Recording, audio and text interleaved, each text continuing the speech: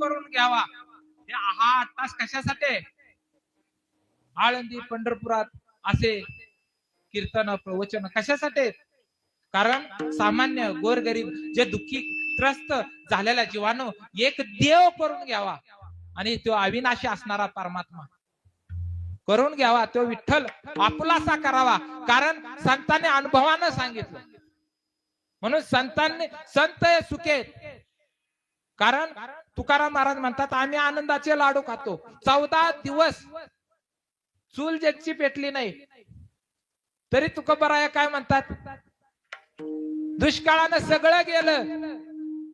तुकोबराया काय म्हणतात? बरे